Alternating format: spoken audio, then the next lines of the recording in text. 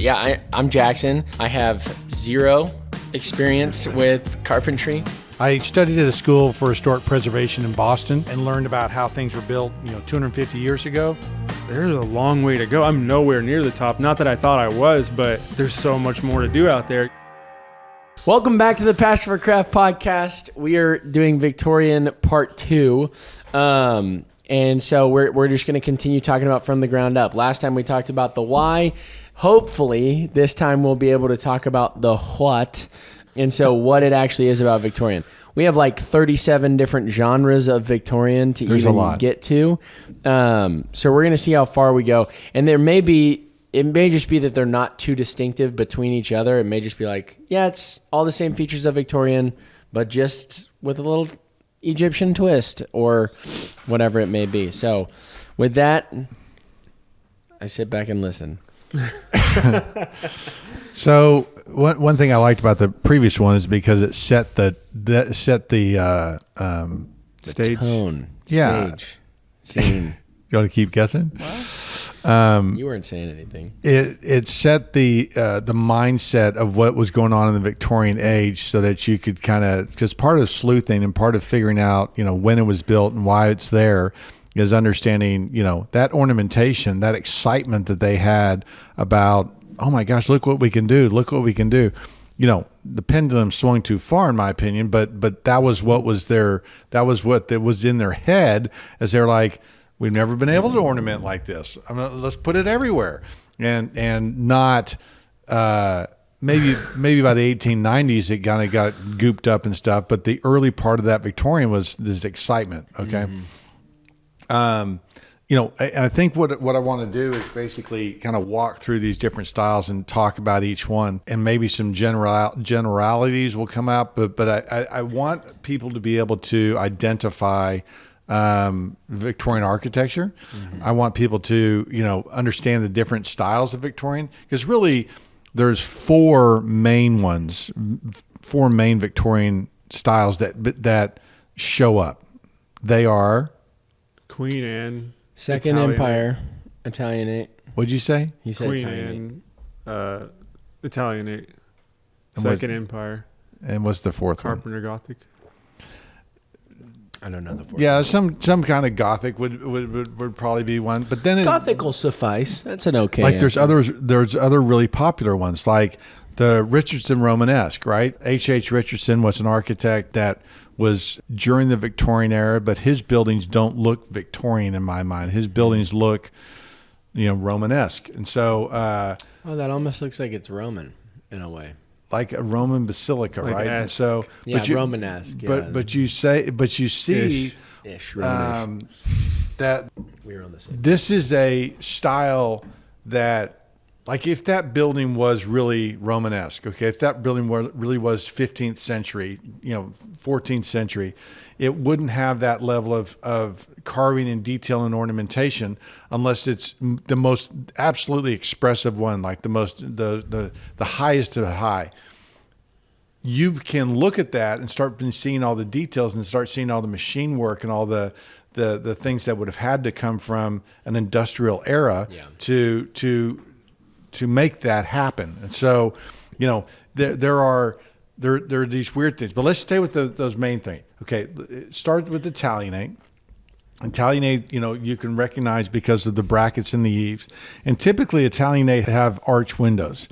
And oftentimes they'll have a bunch of circular arches, not just segmental arches, but circular arches in their thing. Now, the Roman period, the thing that separated the Romans from the Greeks as far as classical building was the arch. The arch allowed them to span bigger openings. The arch allowed them to, do the aqueducts. You'll see the arch and the use of the arch in a lot of different things that the Romans built. So the circle top was very, very important part of that. One of the things that's interesting is, or at least interesting to me, is that Victorian interiors are very difficult, in my opinion, to tell what style house you're in, right? They are stuff everywhere. There's not really Like if you're standing in that, you don't know if you're an Italianate, like Right. second Am I in a Second Empire house, a Queen Anne house, or if the person's just bad at decorating? It's just hard to tell.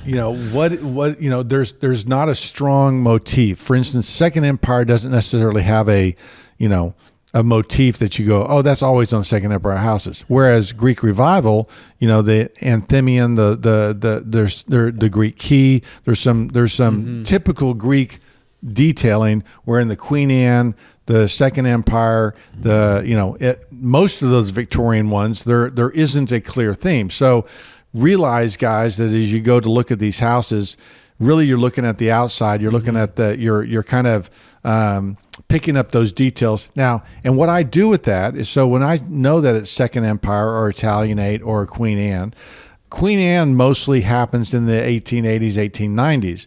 Second Empire happens mostly in the early part of the Victorian, as does the Italianate. So I end up using those to kind of as a rough dating tool to go, okay, this is later in that Victorian period. This is earlier in that Victorian period.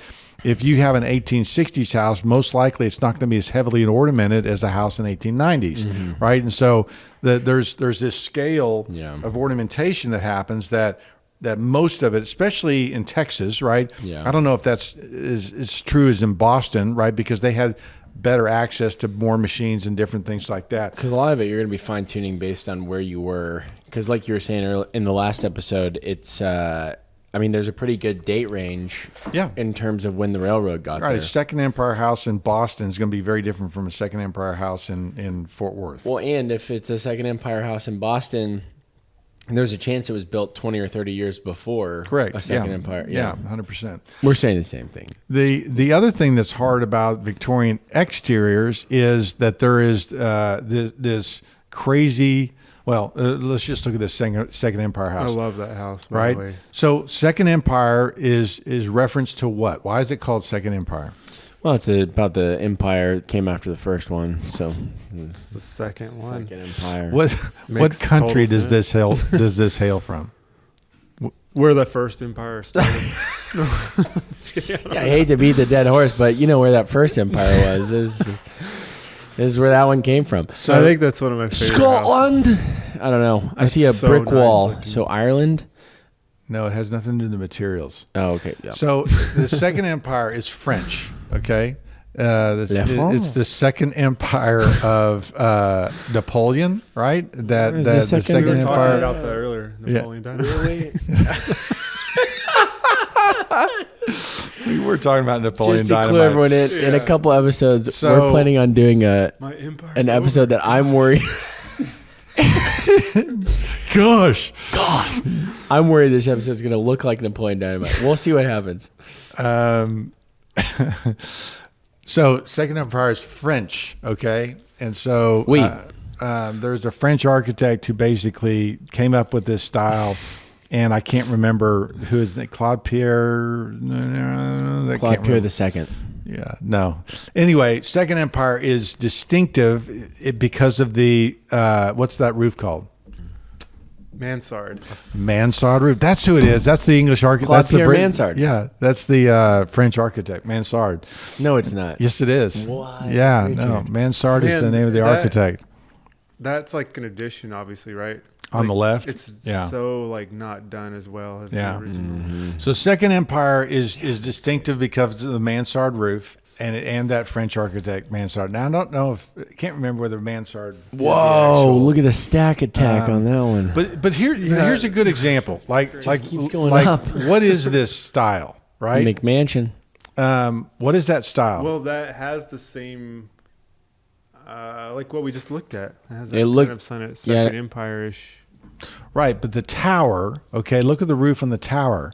That is a mansard roof. Right. Okay, so would you call it Second Empire or Oh, would you call it Italianate? Yeah, Italianate.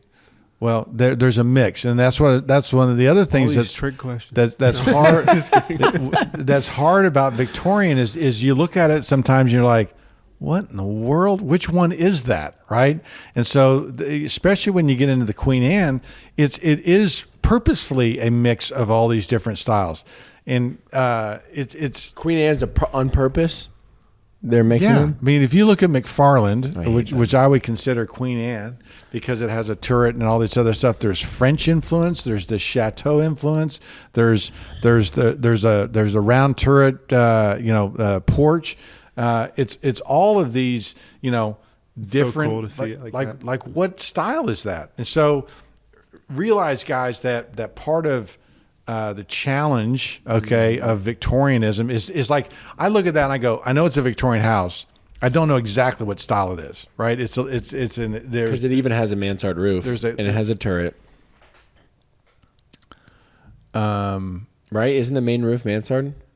No, that's a French chateau-esque yeah. kind of thing. So is that like that last picture where it's like stacked towers? Yeah. Is that where you would say like the pendulum just swung too far the other way? Because you'd mentioned that comment earlier.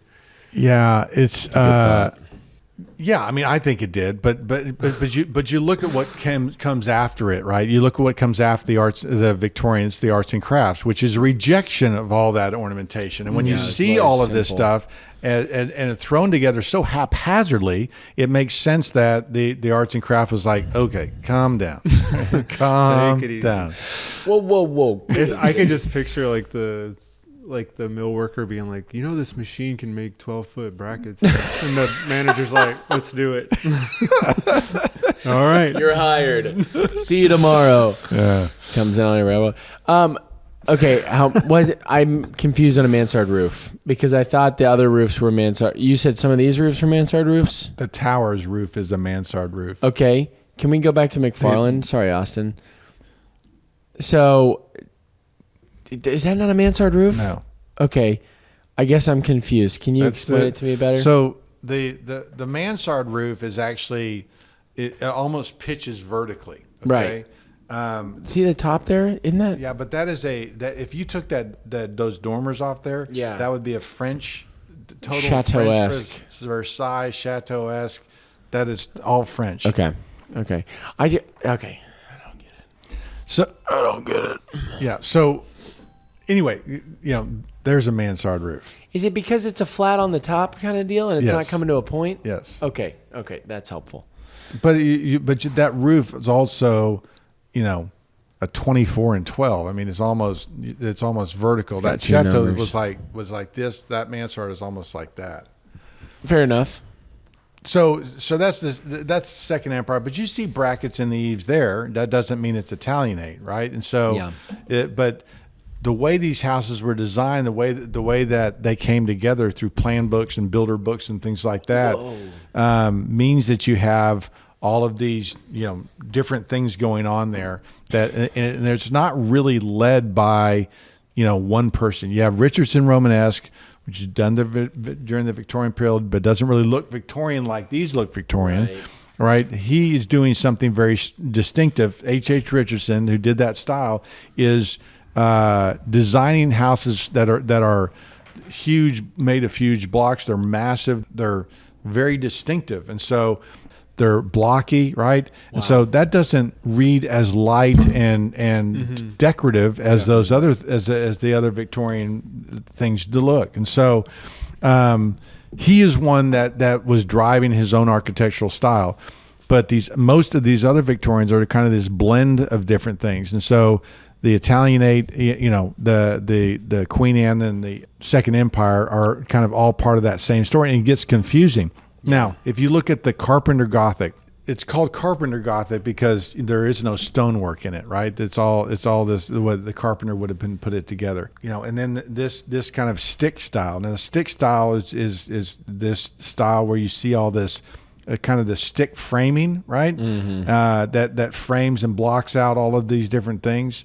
That then it kind of gets put together. Whoa. But you look at this house, right? It is a mishmash, right? The main body of the outside of the house has that that stick form, the way it's put together. But this is why you look at these things and almost say McMansion-y, because there's just so many things happening, and there's nothing that necessarily distinctively that says this is that style. Mm-hmm. Whereas like a Tudor house, it's a Tudor house, but this house is Victorian for sure. So I don't even know how important it is that you sit there and go, this is stick, or this is Second Empire, this is thing. Because as you can see, it's a whole mix of different stuff. Now, if I'm restoring this house, okay, if I'm restoring and trying to fix this, or I'm trying to build this house new, okay, there are Victorian elements and Victorian things like that balustrade right on the porch, and those porch columns go together. But I could probably pick 5 other different styles of Victorian porches and things that would still work on this house. Right. And so there's a freedom, therefore, that you can, when restoring these things, that you can have fun with it, right? Yeah. Now, if I had historic photos and I knew exactly what was there, I would go back with this. But if I didn't, but if that porch was torn off and I didn't know exactly what was there and I couldn't find historic photos, I would go to an historic millwork book from that same period and pick out one that I liked, that I thought might pick up some of the other details, and use that. If I had a clue like that top porch, right, and it wasn't torn off, there's my clue. But look, if I did my balustrade like that one up there, I wouldn't have that really cool one down there. Right. You have the columns, but you don't have the balustrade. So. Right. There's a flexibility. One, I want people to know what the difference between Victorian arts and crafts, Greek revival is. But then beyond that, there's a lot of freedom in the Victorian style that, allows you to, have more fun with it. Totally. All right, Austin's just going to show us a bunch of pictures, and we're going to look at stuff. Now, this is the famous houses in Full House. The Full House things. These are called the Painted Ladies.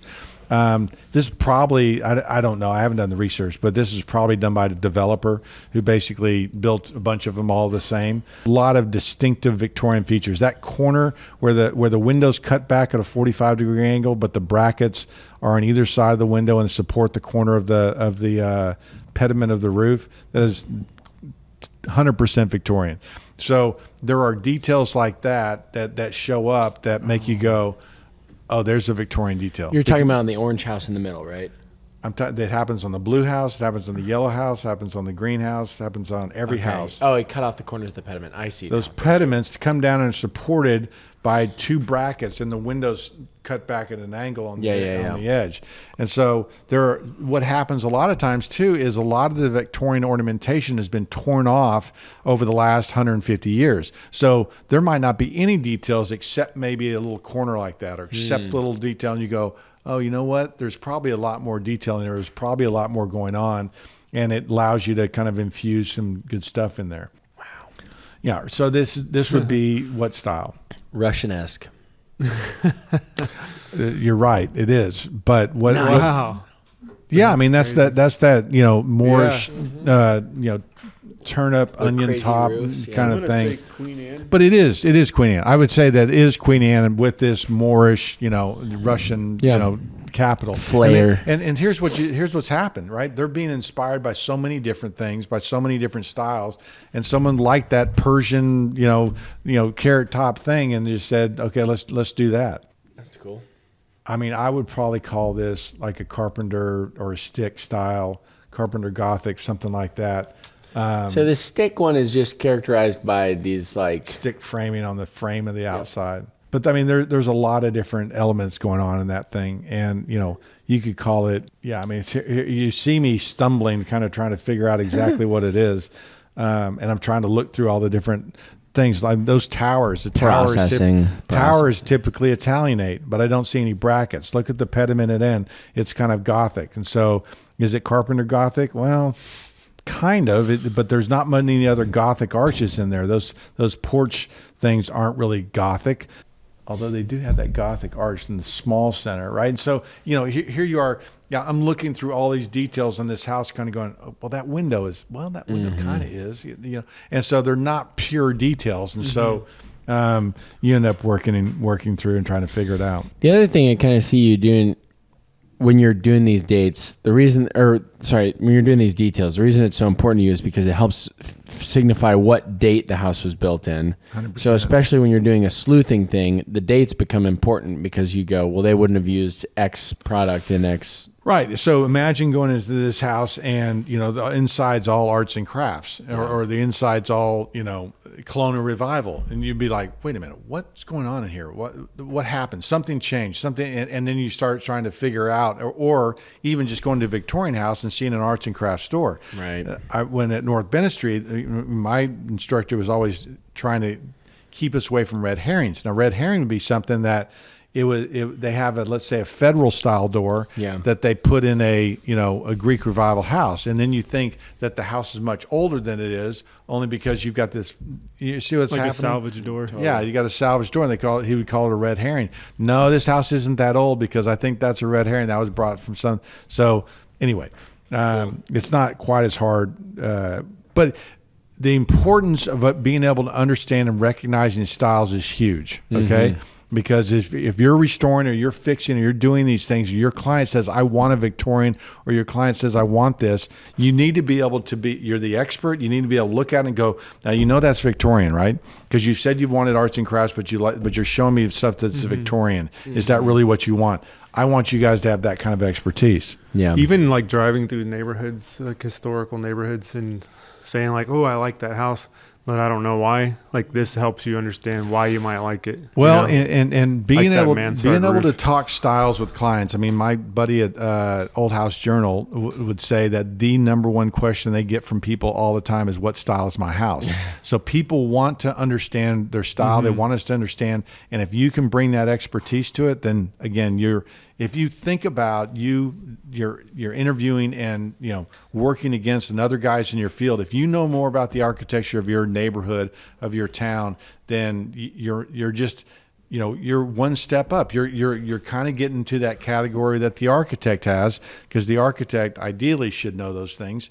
And he's more concerned about style than construction. And so I want you guys to have that style piece, so that you can have those conversations without going, you're going to have to get an architect and I'll build whatever he draws up. I want us to be saying, no, guys. All pathetic. Yeah.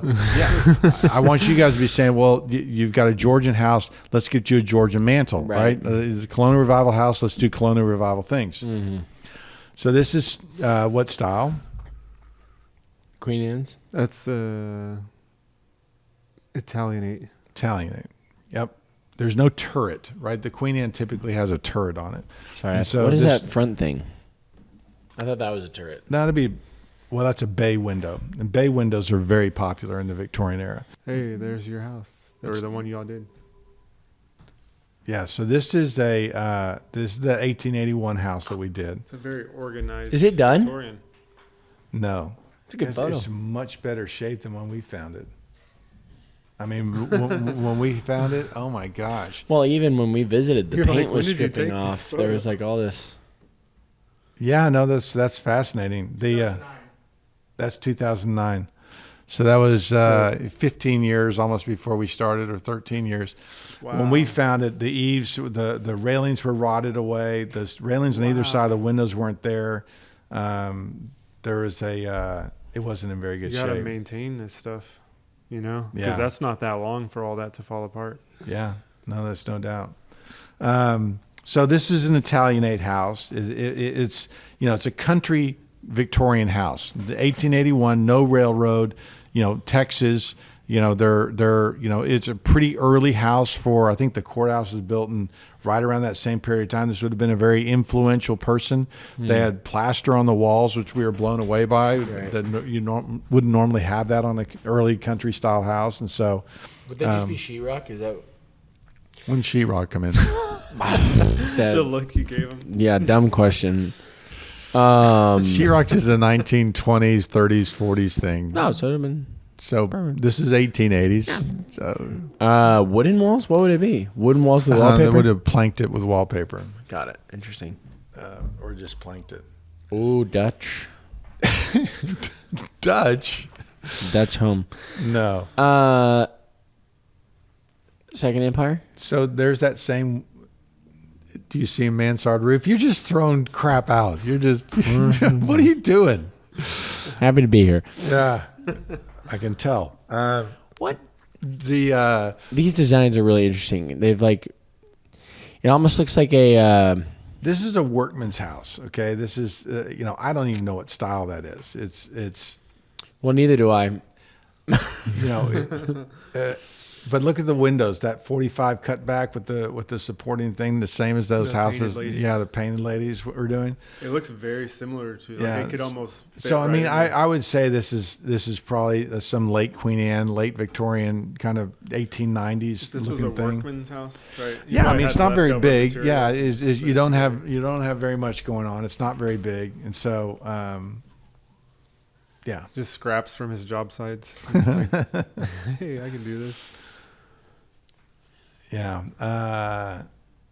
Wow, So that one has the double stacked That is roof on the left, crazy. which is really cool. It is really crazy. I got. Yeah, Oh, I don't neat. even know what style that is. The It's pretty cool looking. yeah, it is cool looking. It looks like it should be like a bakery or something. It looks like it's Caribbean. Like to me, it looks like it belongs, in the Caribbean. And I don't know whether that's the colors or what's making me It's say really that. interesting. But it's, yeah, that's a interesting house. But again, you recognize this Victorian. Hopefully, you're walking up to it, going, you know what? Look at the size of the windows. That's another thing. Look at those tall, thin windows. Yeah. Very Victorian. I never seen that wavy cladding ever. You see that Yeah. in the Yeah. middle section? That is so unique. It's Yeah. fun seeing shutters fully shut on a house. Oh yeah, Isn't that they crazy? actually work. Yeah. I mean that's actually like a fun detail to see, but it's also Yeah. like it's kind of jarring to see the top right. Mm-hmm.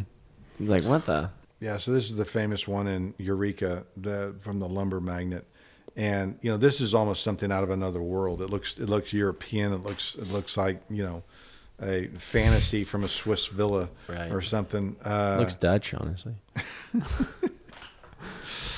Have you been to do you know All the time. Dutch All the stuff? Because you Yes, keep sir. bringing it up. I was there yesterday. That's the California nuts. house that we really like, right? It's the Eureka. I don't even know how you like design that. Yeah. Like, Yeah, I mean it's so over the top. See if you can find some interiors, because I think that would help people look at some of the details, because that one they has might a- see those more quickly than they would see or you might see better examples of interiors Wait, that you're you'd have to saying- sleuth and figure out. I thought you said before that interiors were harder to figure out. Is that right? They are, but Okay. I want you to recognize some of these Victorian details, like the doors, the hardware. The big the- baseboard. the the layout. exterior is pretty easy to be like, that's a Victorian. I think it may I be think like it is. hard to say which Right. category. Like this would be a Queen Anne only because that Or thing. it's- But look at that window in that thing. What do you think happened on that turret? Look at the blank window. Like that's obviously not original. Mm-hmm. So look at the sash below that, right? They have the circular sash. So somehow that circular sash in the turret above got broken, and they went back Maybe with the machine gun. That's right. they went back with Yeah, when it was with a piece of plate glass, as opposed to making. So immediately you're sitting there going, okay, well we need to fix that. we need Oh, to see. fix that. Right? There's And funky stuff happening. Yeah, it doesn't look good compared. Wow. Again, you're recognizing, and part of this is because I've been to, I have the molding catalogs, and I've looked through those so many times. But the header blocks, look at the left door cased opening. There's a lot of stuff that you'll see in the late Victorian period. Those header blocks that are built up, and not just a rosette, but actually have moldings top and bottom. Right. You have the same block in the middle where the chair rail connects.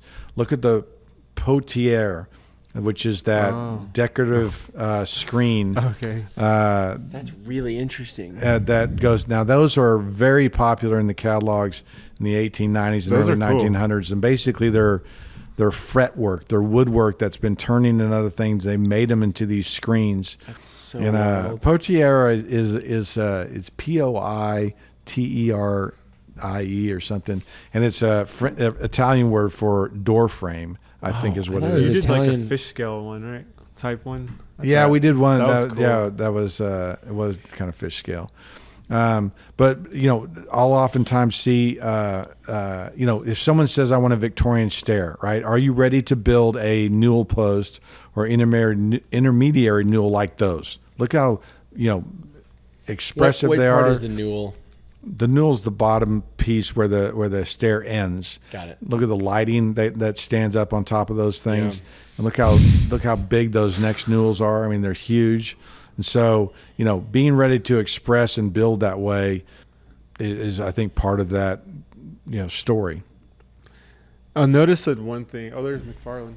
Yeah, that's what I was gonna say. In McFarland and the other interiors that Austin has showed this episode, they all so far have had a double panel wainscot that's pretty high. It's stain grade. It is, and I noticed the same thing. And so y'all are saying stain grade, just the wood is more expensive because they've done more to finish it to where all you have to do is stain it. Is that right? Well, stain grade means that it's a hardwood as opposed to a softwood. Got it. Or typically, and it's more of a premium wood. So it's oak and walnut and cherry and maple and different things like that. But they began to produce in woods like that because of machines that could power through. If you've ever tried to plane a piece of oak, it's really hard by hand. It's hard to work. It'll wear out your bits faster even too. 100%. So I mean, obviously these are would be an English revival, because you've got the strapwork ceiling above, you've got that English, kind of like this. Yeah, you've got that Tudor paneling, you got the Tudor stair, and so there's a wide plank floors, and those kind of the typical Victorian era English Tudor, right? So this wouldn't have been a house that was built during the Tudor era. Right. The ceilings are too tall. It's too grand. This is something that would have been done in the Victorian era as a Tudor revival. So this is one exception then, because earlier you said I don't really know what I'm in if I'm looking at a Victorian. Well, I think this is a European house. I don't think. Oh, you don't think? I don't think this is an American house. I think this is made in Europe. But so that looks like an English country house kind of. So if you guess that exterior look, it would be a Victorian looking. It would be, a good example of a Victorian country home is the Downton Abbey. Okay, that's I haven't seen it. That's the show on Netflix. Well, Netflix. Basically, the interiors of Downton Abbey are Victorian era revival. English style houses, country houses in particular. Downton Abbey. So you've got carved linen fold panels, you've got carved spandrels, you've got oversized linen fold panels down behind that clock, and so just the way that's expressed, it isn't a Tudor, Gothic, right? Yeah, 15th, 16th century. It's a Victorian iteration of that. What is But again, now we're getting into British stuff and English stuff, and so it's a little confusing. What did you say? Those fold panels? Linen fold. Linen fold?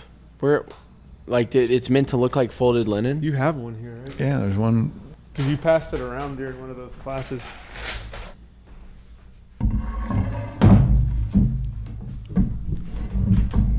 So linen was very expensive material, right? The beds that they were made, it's the draperies on the bed that made them valuable, not necessarily the bed frame itself. And so linen was incredibly expensive.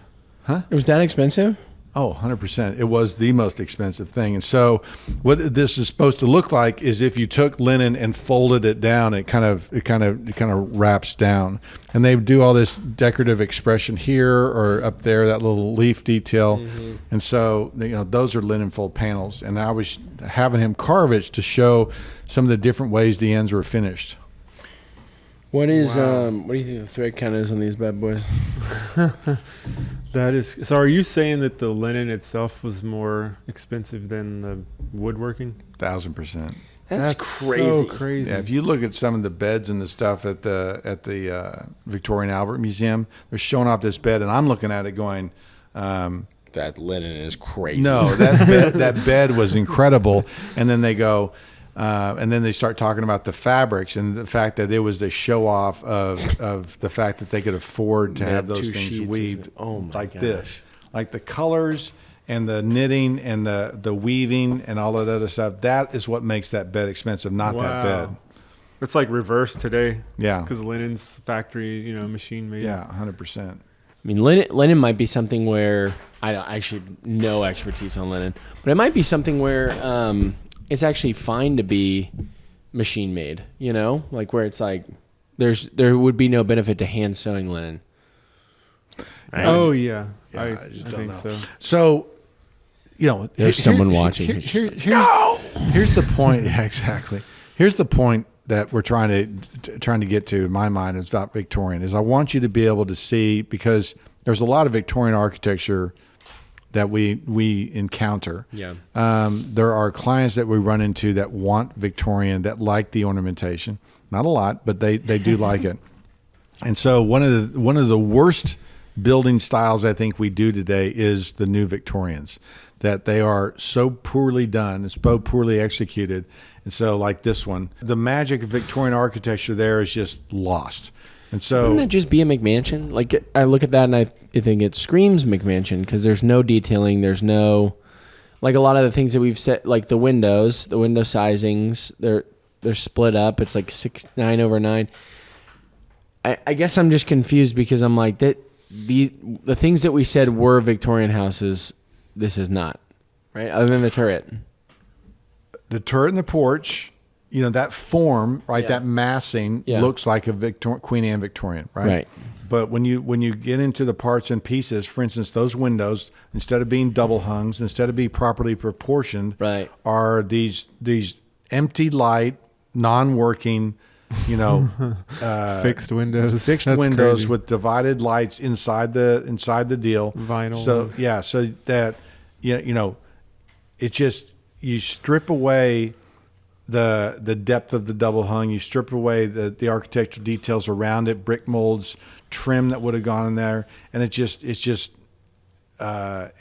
empty, right? It's like it's missing all the ornamentation. Right. Yeah. It's like like midway through building a Victorian, but they're this like, is no, the we're base done. package. You can upgrade it later. I don't even know. I don't even know. That stone wall is weird. It looks fake. It is like fake. a print. That's an AI 3D image. Oh, got me. It looks AI. So anyway, I want guys to be able to, recognize what Victorian architecture is. When you walk around these houses and you'll see the ornamentation in the, they just left no surface unornamented. Mm-hmm. Even the butt hinges of a butt hinge, right? the leaf of the butt hinge is ornamented. The knob is ornamented. The escutcheon is ornamented. The plate that goes on your lock, as your mortise lock, it's ornamented. Do you think a little bit of that was like they have access to the ability to do some of these ornamentations easily, and so they're almost like when you get a new label maker and you just start labeling everything as one of those kind of things? I think that they were stamping them out and making them over and over again, and that industrialization and that process enabled them to go, well, why don't we keep doing it? Why don't we just got any more of them? I want guys to recognize the doors when they're those embossed moldings, the bead and reel moldings, the bead and reel details that are added to panels. Mm-hmm. I mean, just that whenever you see that, you are looking at Victorian stuff, right. and that's the key. Now, a real challenge would be like someone said, you have a Victorian house and they want a Victorian kitchen. What would that look like? Yeah, I don't think I've ever seen one. Well, there's not. There were no Victorian kitchens, right? They were working kitchens. So then you're doing probably a 1920s kitchen that looks like that. And so anyway, it's just or you're just taking like big baseboards, or I don't even know what you do. Matching, yeah. But the whole point of this thing is to you guys to be able to recognize architectural styles, realize where it's coming from. And so you don't try to put that into a Federal or a Georgian or a Greek Revival house, right? Would look funny in a Federal house. It would. But I'm bringing it up because people do it, right? They just don't know. So got to get there. I think one thing that would be interesting to talk about is like, it might be because Victorian is an era as well as an architectural style, people just sometimes think like old and they just associate that with Victorian. And that's why probably the AI, when we say design a federal house, it's like Victorian details because it's just associating. I think that's a great point. I think it's a great point. Yeah, that is. Do you think they could hear you? If not, I'll repeat it. Basically, Austin is saying that people just associate anything old as being Victorian. And if you think about, like in Texas, okay, our housing stock, our earliest housing stock, not including the Alamo and stuff like that, is Never forget 1850 to 1860, right? Because we don't become a state till 1845. Alamo is 1836. Right. Some state in 1845. There's not a lot of housing and stuff going on here. And so, down in Austin, there's some Greek revival stuff. Down in Galveston, there's a lot of Victorian stuff. But, we don't have Georgian federal houses. So to Austin's point, people go, well, it's old. It must be Victorian, because that is the oldest that is in America, that is in Texas. Right. And so we need to, I think that's another reason, to his point, that people assume it's Victorian because it's old, and everything old is Victorian when it's really not. Yeah, and then he was saying that the confusing part about it is it's not just an architectural style, but it's also an era. So that's where the crisscross happens. Which we talked about in episode 1. It is confusing. Yeah. Yeah. Cool. I think once though, like a little bit, like if you just listen to this episode, you can know, like, that's not Victorian. I agree. Right. I agree. It's probably Dutch. Well, thank you guys for watching this episode. We will see you on the next one, where we will be talking build science. See you then.